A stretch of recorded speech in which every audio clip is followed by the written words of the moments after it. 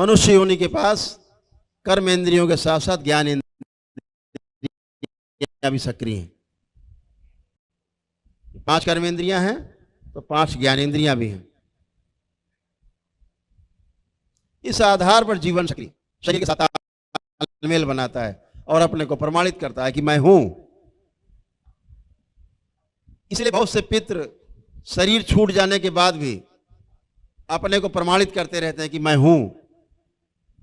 शरीर नहीं छोड़ना चाहते, शरीर का मोह नहीं छूटता, अपने वंशजों में बने रहना चाहते हैं।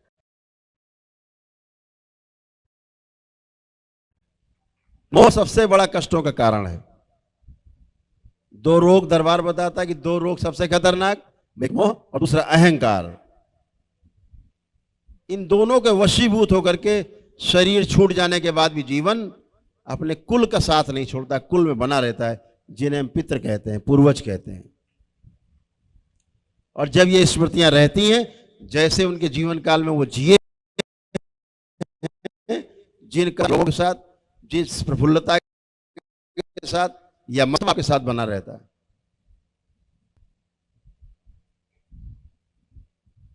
इसीलिए हमेशा आपको ध्यान रखना है कि ये जो जीवन है,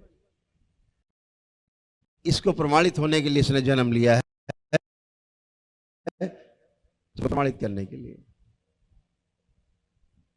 तो मानव जीवन का सबसे बड़ा लक्ष्य है ज्ञान को उपलब्ध होना है। ज्ञान को उपलब्ध होने के लिए जीवन मनुष्य के शरीर में अपने को प्रकट करता है।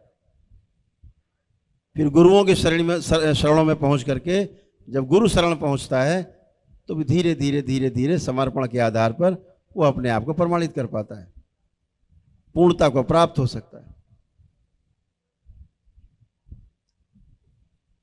ध्यान और साधना इसके लिए एकदम सर्वोत्तम क्या है और आत्मा क्या है।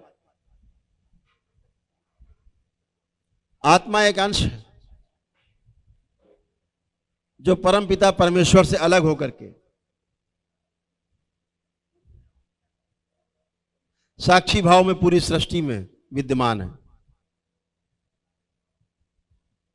अगर कोई साक्षी भाव में है, अगर कोई दृष्टा है, तो वो केवल आत्मा है।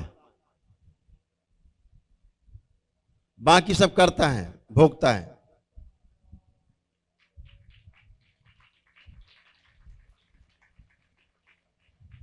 जब 5 चीजें एक साथ हो जाती हैं, यानी आत्मा के साथ साथ 4 चीजें और मिल जाती हैं, तो उसे जीवन कहते हैं।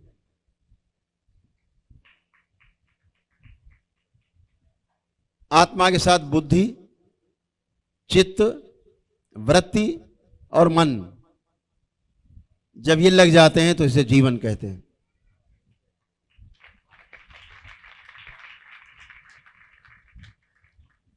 जब ये जीवन पूरा होता है, कंप्लीट, तो एक अंश का परमाणु बनता है।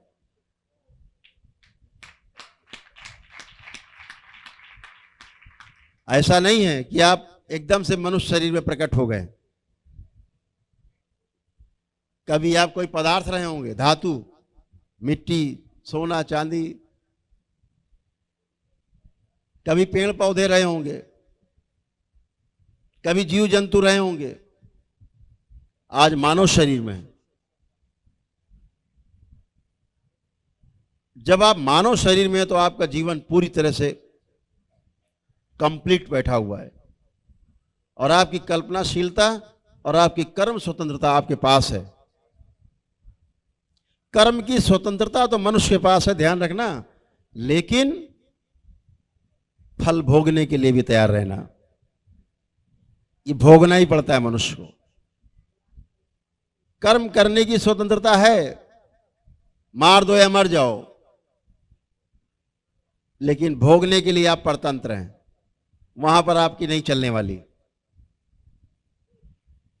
उसी से बचने के लिए आपको गुरु की शरण में जाना होता है, जैसे आप सब बाबा की शरण में हो। और तमाम कर्म भोग बाबा माँ ने, दरबार ने आपके काटे हैं, इसलिए आप मस्ती में बैठे हो दरबार में। आप कर्म भोग ईश्वर भी नहीं काट सकता, ध्यान रखो। ईश्वर आपको कर्म भोग सहने की क्षमता तो प्रदान कर सकता है। आपके कर्म भोग को जो कटते हैं शरीर पे, उनको सहने की क्षमता बढ़ा सकता है।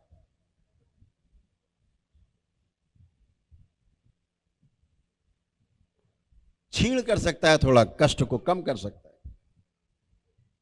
लेकिन ईश्वर आपके कर्म भोग को भी नहीं काट सकता। न भगवान राम काट पाए अपना, न भगवान श्री कृष्ण काट पाए अपना कर्म भोग। उदाहरण है, इसके नीचे तो सभी कुछ है, सब कोई है।